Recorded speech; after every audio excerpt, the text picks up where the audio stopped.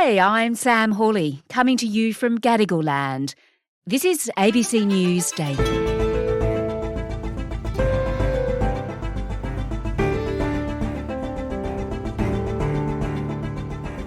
You really couldn't write it. What's unfolded since the infamous Spanish World Cup kiss is nothing short of extraordinary. And still, the head of the Spanish Football Federation, Luis Rubiales, has been defiant, repeatedly declaring, "I will not resign," after kissing footballer Jenni Hermoso on the lips after the team's World Cup win in Sydney. Today, the ABC's Annabel Crabb unpacks that moment, what's come after it, and why the actions of one doofus guy could bring about positive change for women's football.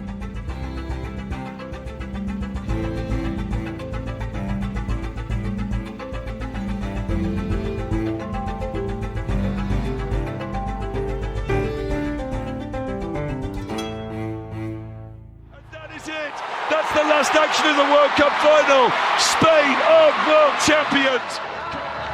As all the Spanish backgroup staff bounce on the platform with the players, they're celebrating, enjoying the match, enjoying the moment.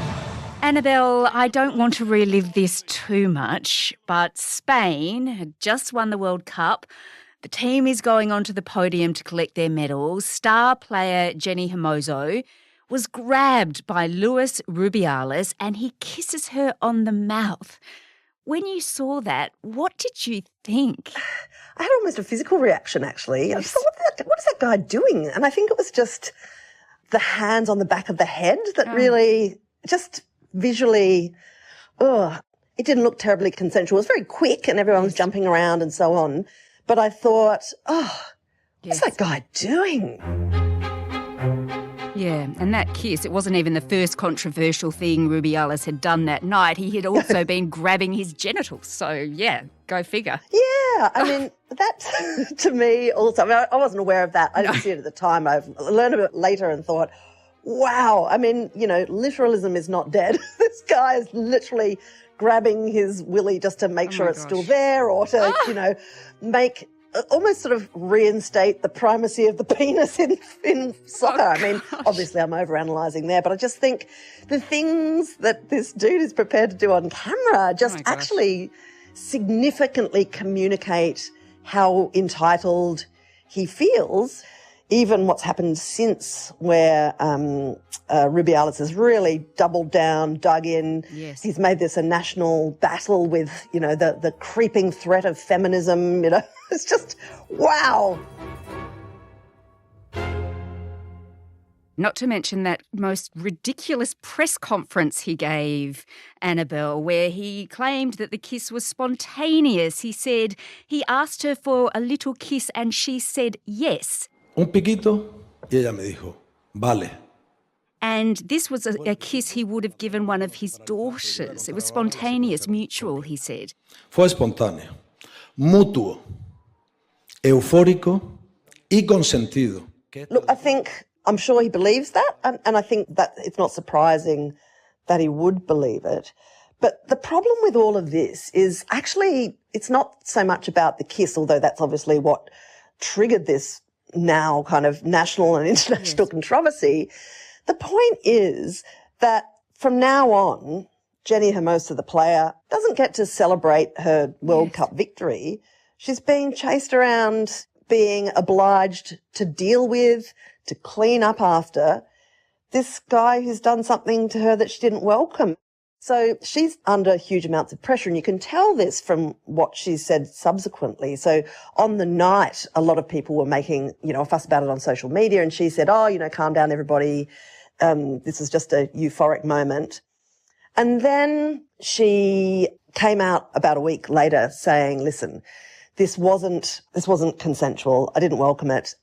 It's unfair, I think. Yeah, it was wild that the Spanish Soccer Federation actually put out a statement on her behalf saying, don't overanalyze it, it's absolutely fine. She didn't even write that statement. Yep. It didn't come from her. That was extraordinary in itself. Well, I think that sometimes, now that Me Too is a significant political issue, right? Like it's a powerful thing to invoke. And the interesting thing that's happened, a person, normally a woman in these circumstances, who's been harassed at work, now will be listened to. And that is a powerful thing.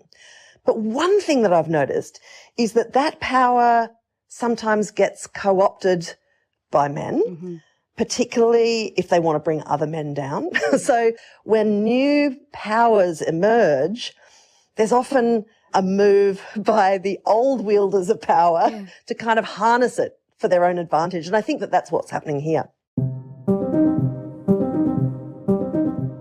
The FIFA president, Gianni Infantino, he chose the eve of the World Cup final to explain to female players that it was their responsibility to achieve equal treatment.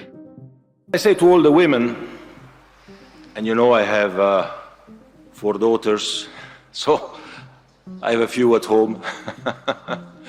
I say to all the women that you have the power to change. Pick the right battles. Pick the right fights. You have the power to change. You have the power to convince us men what we have to do and what we don't have to do. Yes, he said, you know, you've got to convince us, you've got to get out there and make the case, you know, the door is open, all you've got to do is push on it. You think, well, hang on, buddy. Isn't that supposed to be your job? I mean, extraordinary. We've been pushing on doors and ceilings for a while, Annabel. Right, I mean, they're probably too busy working 3 jobs because they don't get paid to do what they're good at, which is playing football. Rubiales, Palmeros, estáis fuera de juego. And Annabel, in Spain, they've even taken to the streets to protest because, of course, Luis Rubiales repeatedly said he will not resign. He will not resign, he kept saying. No voy a dimitir. No voy a dimitir. No voy a dimitir. And the World Championship team have said they're boycotting national games until the current leadership is out, and prosecutors at Spain's top criminal court have launched a sexual assault investigation into the kiss. So there's a lot going on, and not only that, the whole focus is turned to Spanish society and the chauvinistic nature of it. But I suppose it's not just Spain that has this problem. Well, I mean, football is actually a pretty good model for analysing this stuff. It's very common for men to coach women's teams. It is unknown for a woman to coach men's teams. Yes. The powerful people at the top of football organisations are men. Interestingly, something that we saw in the recent World Cup is that the decisions made by, again, largely male TV executives hugely undershot the level of demand and interest that there is in Australia and beyond in watching women's football. It's only a year ago that Robbie Slater, remember, the former Socceroo, wrote of Sam Kerr's 54th goal and she had eclipsed Tim Cahill's record, said, well, you can't really compare the two because, you know, Sam Kerr is great, but, you know, she's not a Socceroo. And so to make that comparison is insulting to Tim Cahill. This is only a year ago. We have really entrenched ideas about who watches women's sport and how important it is and how much merit it has. For instance, if you're looking at the broadcast rights for the World Cup, well, Optus paid $13 million for access to all 64 World Cup matches, and then they sold the Matildas matches on for $5 million. Incredibly cheap when you consider that looking at AFL rights, the AFL gets paid on average $26 million per weekend. Oh. So per weekend, Oh my gosh. 5 times more than Channel 7 paid for all the Matildas games. Now, those figures are from an article that our colleague John Lyons wrote. Yes. It is absolutely stunning. Still racing forward, edge of the box. Sam Kerr shoots right-footed. What a strike! What a goal from Sam Kerr! And I think that the entire experience of the World Cup, where you essentially saw hundreds of women being unremittingly meritorious at their job. I mean, they were just really good. They're all really good at football, and that's what they did on television and in front of packed stadia and so on. Mm-hmm. They were displaying merit, and really our rapt attention to this was only ever really perforated by the spectacle of some doofus guy being bad at his job. And that is weird and wrong. Yeah, all right. I want to ask you then, Annabel, is there anything positive, do you think, that will come out of this? Could it trigger some sort of change, do you think? Oh, there's heaps of positive stuff that'll come out of this. I mean, when terrible things happen or controversial things happen and people pay attention, it generates a force for change, right? I mean, if this guy hadn't behaved like such a prawn, we wouldn't be having this conversation. Mm-hmm. And it helps to surface the injustice that exists. It helps to surface the assumptions that go into building the structure of how women's football works as opposed to men's football. This is a serious issue because women struggle to be professional football players because they don't get paid as much. So it means that they can't devote themselves to training in the same way. It means that they've got to be as good with a fraction of the support, right? And that is something that people are talking about now that this behaviour has surfaced that discrepancy.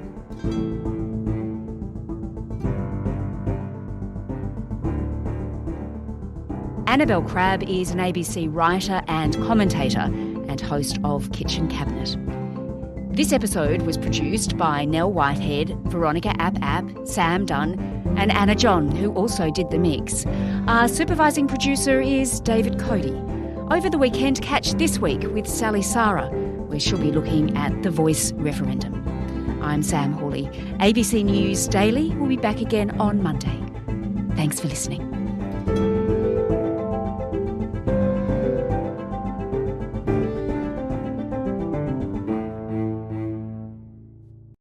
Subscribe to listen to more free podcasts or download the ABC Listen app and stream ad-free.